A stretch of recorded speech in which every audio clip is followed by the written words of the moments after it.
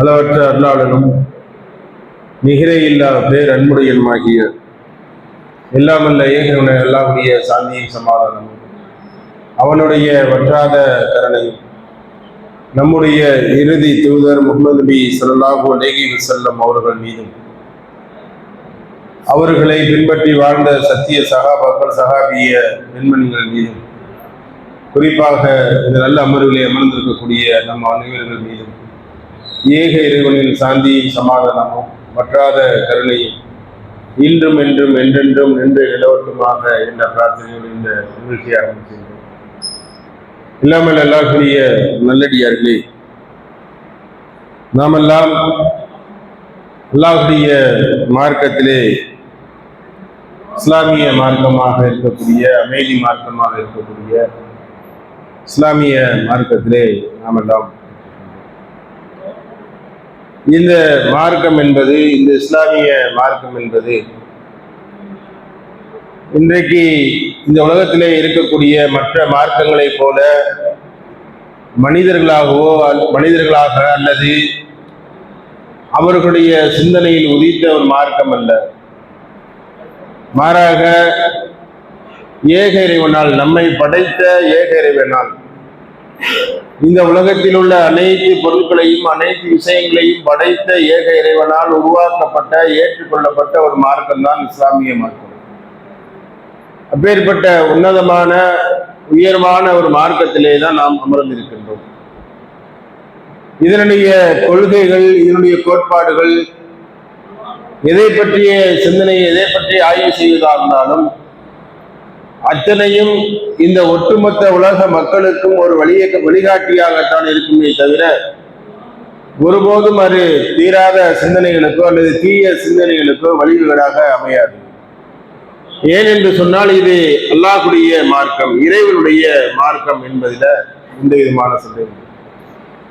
அப்பேற்பட்ட உன்னதமான உயர்வான இந்த மார்க்கத்தை பற்றி தான் இன்றைக்கு உலகத்தில் உள்ள அனைத்து நபர்களும் என்ன செய்யறாங்கன்னு சொன்னா, இந்த மார்க்கத்தின் மீது தவறான சிந்தனைகளை, தவறான புரிதல்களோடு இன்றைக்கு இந்த மார்க்கம் மனித குலத்திற்கு எதிரியானது அல்லது தீவிரவாதத்தை உருவாக்கக்கூடியதாக இருக்கின்றது அல்லது மனித உயிர்களை மெலிதாக நினைக்கின்றது என்பது போன்ற பல்வேறு செய்திகளை இந்த மக்களுக்கு ஊடகங்கள் வாயிலாக நடத்தி கொண்டதை நம்மால் பார்க்க முடியும்.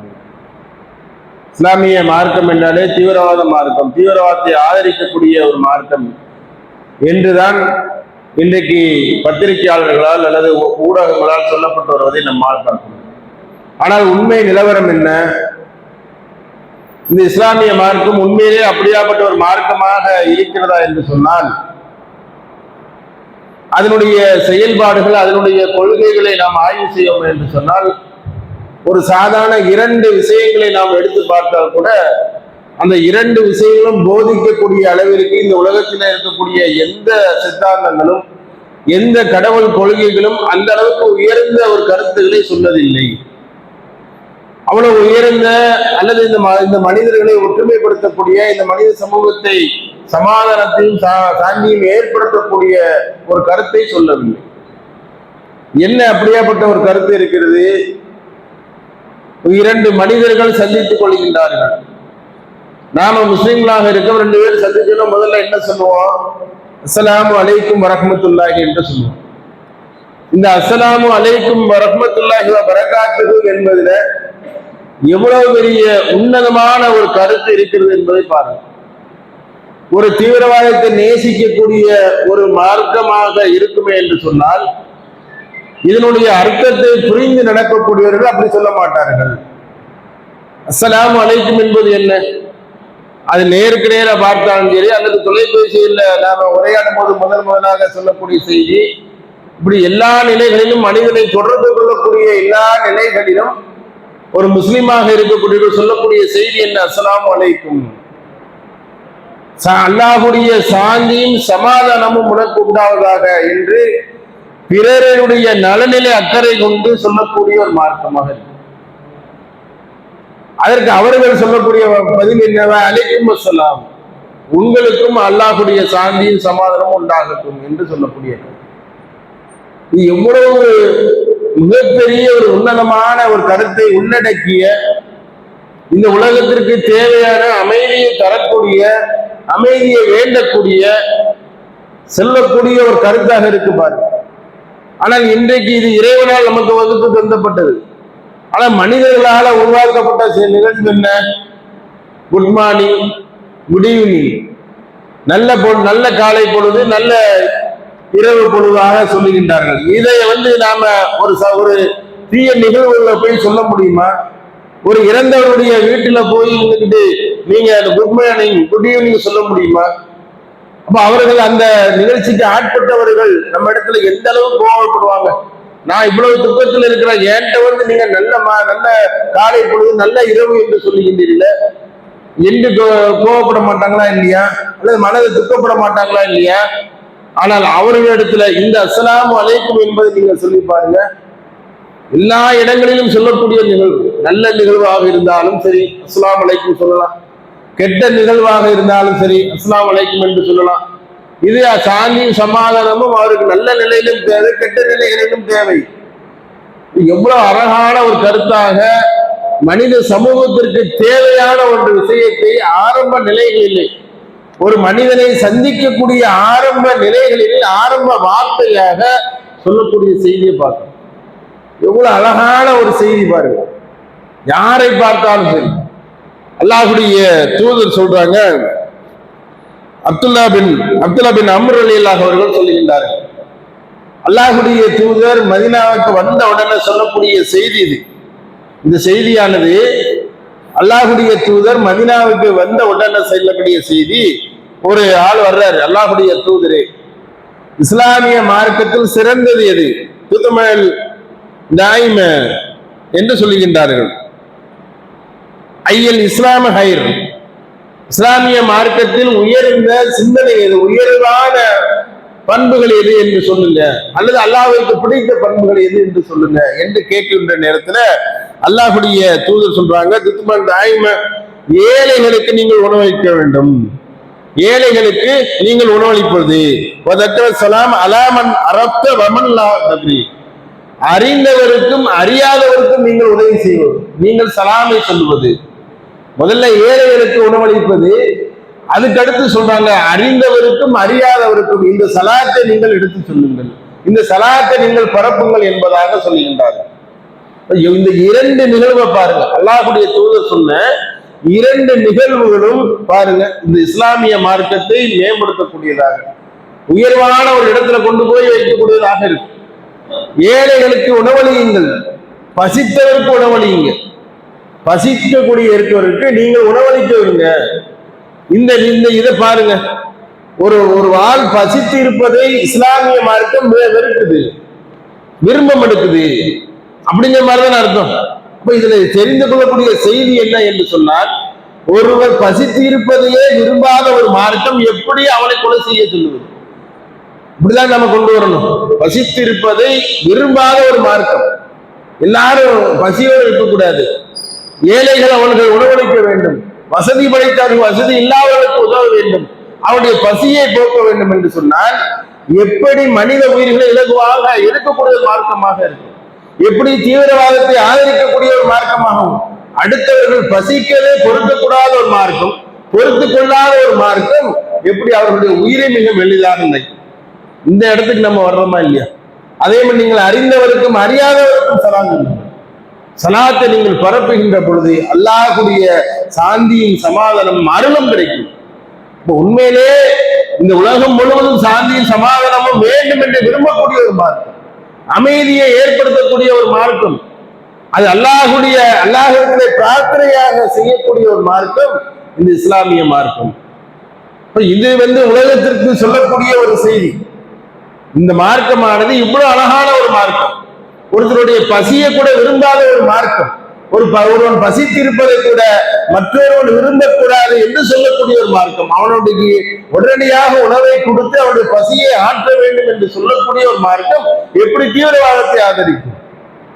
இந்த உலகத்தில் உள்ள அனைவரும் ஒற்றுமையாக அல்லாஹ்வுடைய அருளும் சாந்தியும் சமாதானமும் நிம்மதியாக வாழ வேண்டும் என்பதற்காக வேண்டிய ஒவ்வொரு தடவையும் பார்த்துக் கொள்ளும் போதெல்லாம் இறைவனிடத்திலே வேண்டக்கூடிய ஒரு மார்க்கமாக இஸ்லாமிய மார்க்கம் இருக்கின்றது.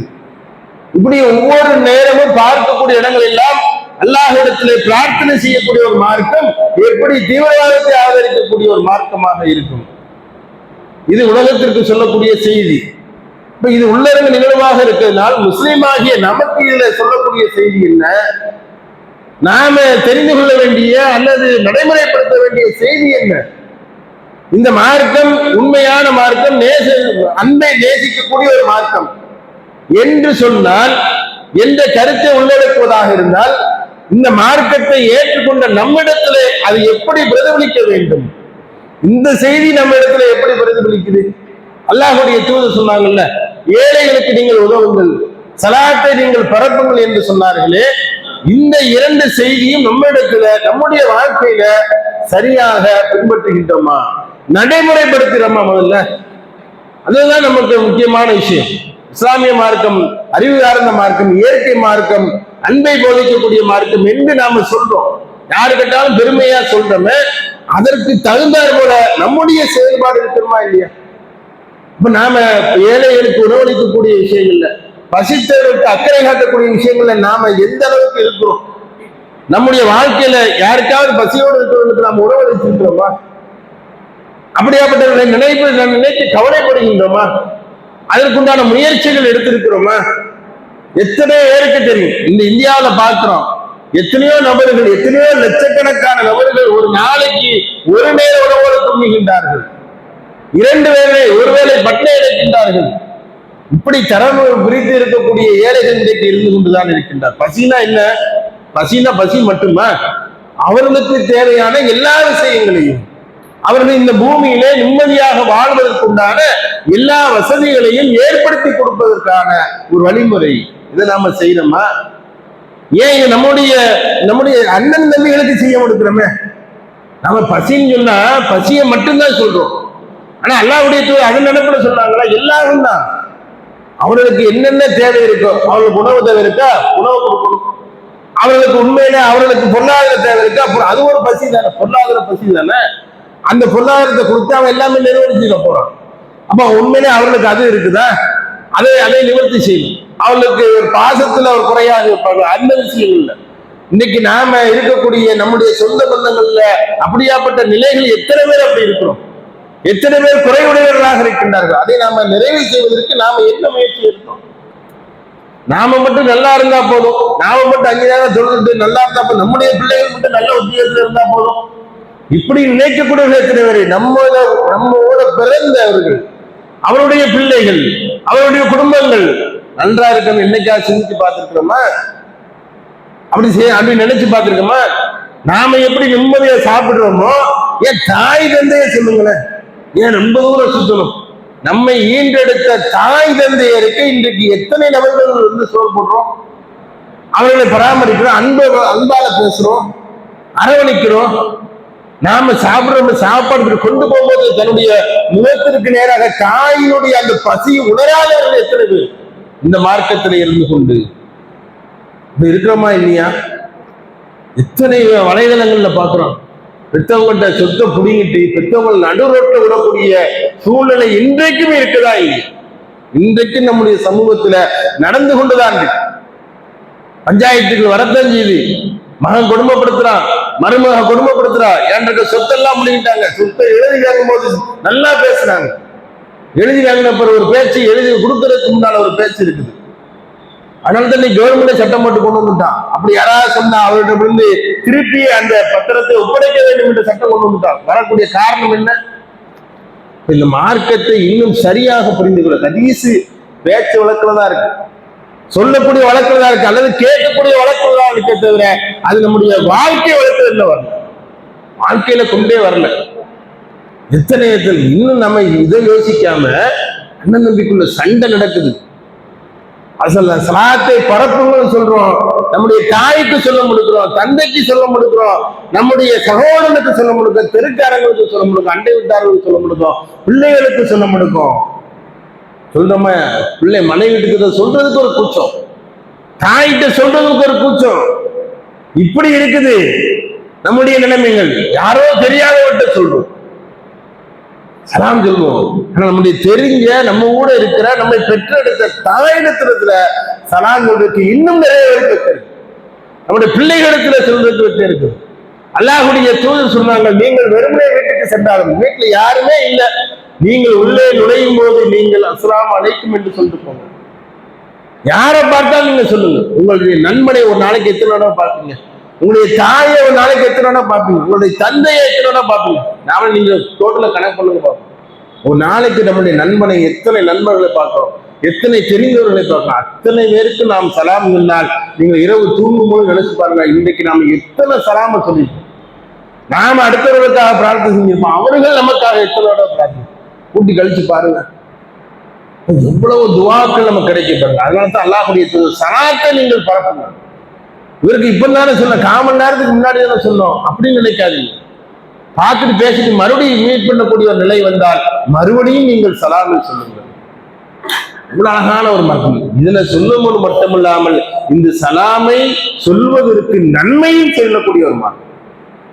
அஸ்ஸலாமு அலைக்கும் சொன்னா 10 நன்மை, அஸ்ஸலாமு அலைக்கும் அலைக்கும் சொன்னா 20 நன்மை, அலைக்கும் அஸ்ஸலாமு அலைக்கும் வரஹ்மத்துல்லாஹி வ பரக்காத்துஹு என்று சொன்னால் 30 நன்மைங்கிறாங்க அல்லாஹ்வுடைய தூதர். அஸ்ஸலாமு அலைக்கும் என்று சொன்னால் 10 நன்மை, அஸ்ஸலாமு அலைக்கும் வரஹ்மத்துல்லாஹி என்று சொன்னால் 20 நன்மை, அஸ்ஸலாமு அலைக்கும் வரஹ்மத்துல்லாஹி வ பரக்காத்துஹு என்று சொன்னால் 30 நன்மைங்கிறாங்க. எவ்வளவு அழகான ஒரு விஷயத்தை சொல்லி அது அல்லாஹ்வுடைய துஆவையும் சொல்லி அதுக்கு கபலாக்கூடிய ஒரு விஷயம், ஆனால் அதற்கு நன்மையும் என்று சொல்லக்கூடிய மார்க்கம். எவ்வளவு அழகான மார்க்கம். ஆனா இந்த சலாத்தை நாம பரப்புவதில் மிக மிக மிக தேவை. இந்த சலாமை நாம பரப்புவோம். இது பரக்கத்தை கொண்டு வரும். அல்லாஹ்வுடைய சாந்தியும் சமாதானம் கிடைச்சதுன்னா வேற என்ன வேணுங்கிற, வேற என்ன வேணும்? அல்லாஹ்வுடைய சாந்தியும் சமாதானம் கிடைச்சதுன்னா இந்த உலகத்துல வேற என்ன வேணும்? அதை விட வேற ஏதாவது இருக்குதா? அதை விட உயர்ந்தது இருக்குதா? அல்லாஹ்வுடைய அன்பும் அரவணைப்பும் நமக்கு கிடைக்கப்பட்டால் அவனை விட இந்த உலகத்தில் இருக்கக்கூடிய வேற யாரோட? இந்த உலகத்துல பாக்கியசாலி அவன் தானே, உலகத்துல உயர்வானவன் அவன் தானே. அல்லாஹ்வுடைய அரவணைப்பு கிடைக்கக்கூடிய ஒரு ஆளு எப்படி வறுமையில இருப்பாரு, எப்படி நோயில இருப்பாரு, எப்படி கஷ்டத்துல இருப்பாரு? எவ்வளவு விஷயங்கள் இருக்கு பாருங்க. சாதாரண அஸ்ஸலாமு அலைக்கும் என்ற ஒரு வார்த்தை இப்போ இல்ல, நாம லேச ஒரு சண்டை ஓட்டு பண்ண முடியாது. அண்ணன் தம்பிட்ட அவனுக்கு சலாம் இல்லை, எய்த்தாப்புல வருவான், நம்ம சலாம் இல்லை. ஒரு நாள் ஏதோ சண்டை, சின்ன சண்டை, அதுல சலாம் சொல்றது கிடையாது. தாய்கிட்ட ஒரு சின்ன மனச்செலவு சலாம் சொல்றது கிடையாது. மனைவிட்ட ஒரு சின்ன செலவு சலாம் சொல்றது கிடையாது. ஆனால் அல்லாஹ்வுடைய தூதர் சலாத்தை நீங்கள் பரப்புங்கள் என்று சொன்னார்கள். அந்த வாழ்க்கை முறை நம்ம இடத்துல இருக்கு. ஹதீஸோட நிக்குது, எழுத்தோட, புகாரிலோட நிக்குது, முஸ்லிமோட நிக்குது. இந்த அளவு நாம என்ன செய்யணும்? இதை இந்த 2 ஹதீஸ்ல நம்ம பிடிக்கணும். இதை நம்முடைய வாழ்க்கை நீரோட்டத்துல கொண்டு வரணும்.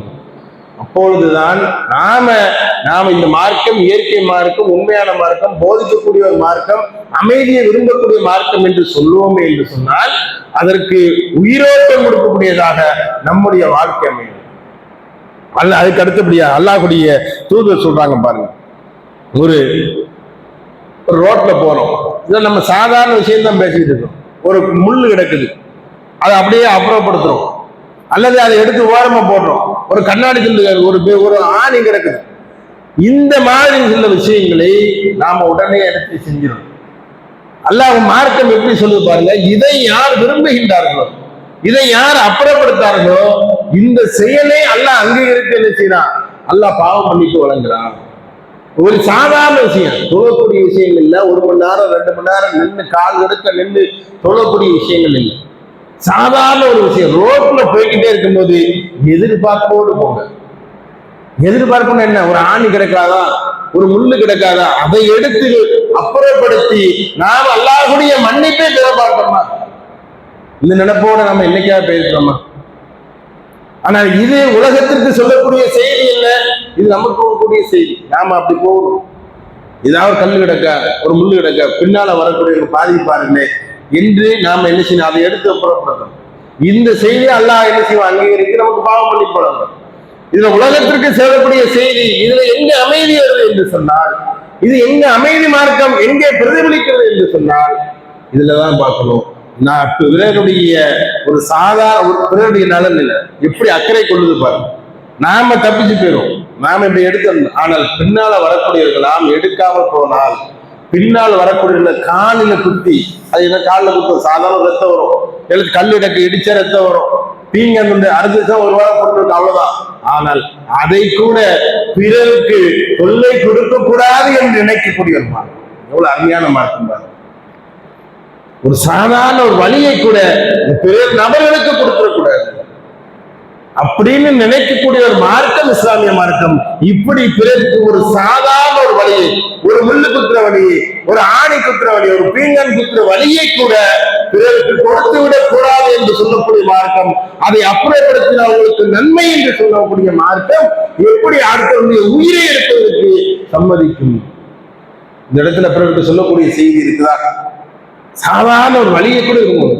எனக்கு பின்னால என் சகோதரர் வருவான், யாராவது இருக்கட்டும், நம்முடைய முஸ்லிம் சமூகம் வரணும் இல்ல, யாரோ வருவான், பிறர் மதத்தை சார்ந்தவர்கள் வருவார்கள், எதிரிகள் யாரும் வந்து போட்டோம்.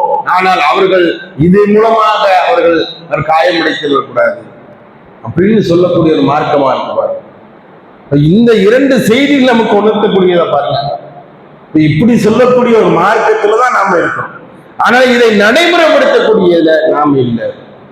எங்க இருந்தாலும் அது வாட்டில கிடந்தோம், ஒரு கிளை ஒடிஞ்சதுன்னா அது வாட்டில கிடந்தோம்.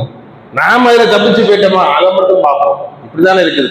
ரோட்ல மெயின் ரோட்ல போறோம், எத்தனையோ டிராக்ல இருந்து சில என்னது அந்த கூந்தல்கள் விழும்.